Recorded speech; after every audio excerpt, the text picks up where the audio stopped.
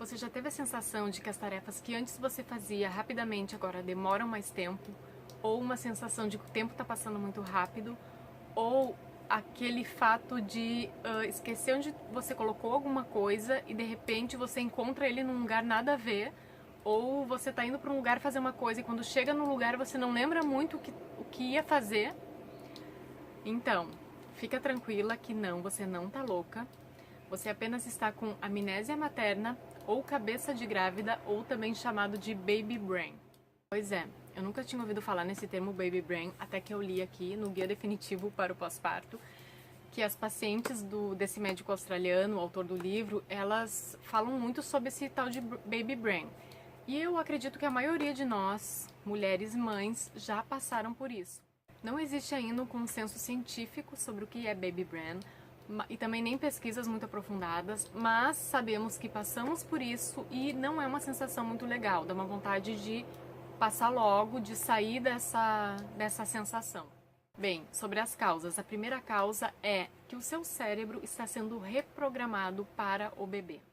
Isso já acontece lá na gestação, que é através da placenta, e também tem a questão dos níveis de hormônio, de progesterona e estrógeno, que ficam bem elevados, e eles atuam como se fosse uma certa proteção ao estresse, para a mãe não ficar tão estressada, as coisas que acontecem no dia a dia, na vida, e vai até o cérebro.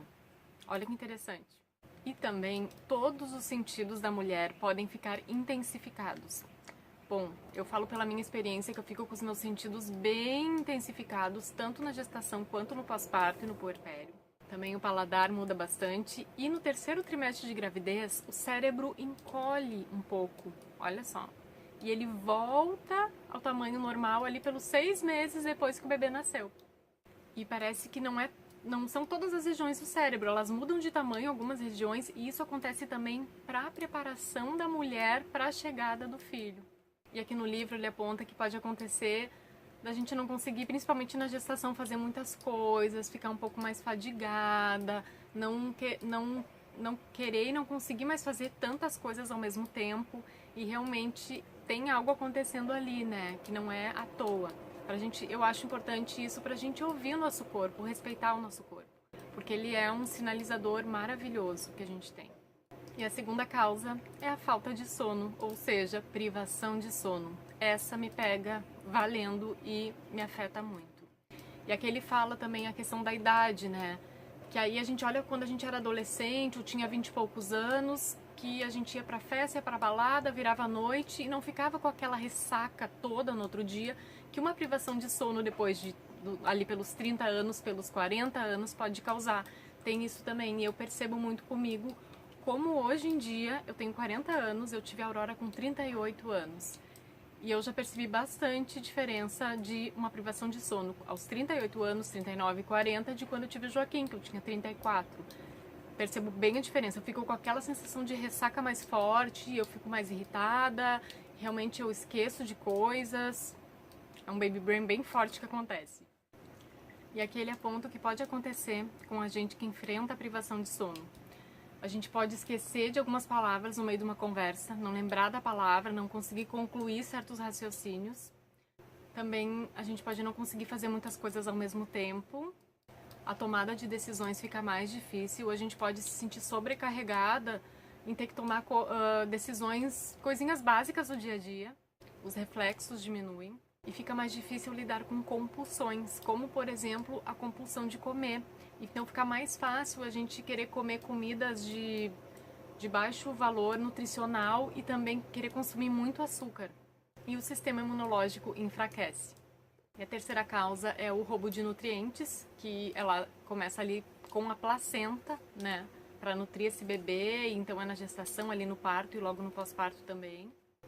E a quarta causa é a resposta ao estresse, que é como se a gente tivesse um botão acionado de sobrevivência, né? Aquele botão de realmente que acontece de proteção ao bebê, de que alguma coisa vai acontecer, isso principalmente no pós-parto, né? Aquela questão meio mamífera de proteger a criança, de sobrevivência mesmo.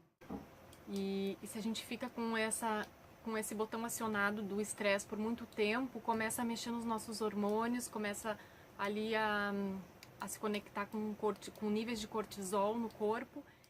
E aqui ele fala da sensibilidade à luz ou a sons que acontece, que tem muito a ver com essa questão do estresse. Então as pessoas que estão mais estressadas, elas ficam mais sensitivas a essas questões. Porque o cérebro precisa de uma quantidade incrível de energia para manter esse estado hiperalerta. E esse estado hiperalerta, eu consigo traduzir ele também naquela questão de ouvir choro de bebê. Parece que as mães estão sempre ouvindo choro de bebê. Com várias mães acontece isso. Comigo já aconteceu de estar no banho, aquele barulho do chuveiro, e de repente a gente começa a ouvir um choro de um bebê, parece que dá uma... E isso causa estresse, isso causa uma sensação de ter que estar sempre muito alerta. Ou quando algum bebê chora, todas as mães acham que é o seu bebê. Isso também acontece muito. E ele comenta aqui também que às vezes a mãe ela fica muito irritadiça com o choro do bebê. E muitas vezes é por estar sensível a esse som, a esse estado de alerta, já está nessa questão estressante, já está com essa privação de sono, e aí tem essa sensibilidade à luz e a som, e o bebê chora, e isso mexe com a mãe. Então, saiba que não está acontecendo nada de errado contigo ao não conseguir muitas vezes lidar com o choro do seu bebê. É natural, muitas mães sentem. E aos poucos a gente vai olhando para isso, quando a gente consegue olhar para isso, trazer um autocuidado para o nosso dia a dia, a gente vai conseguindo restabelecer essa saúde mais integral para essa fase de pós-parto e puerpério.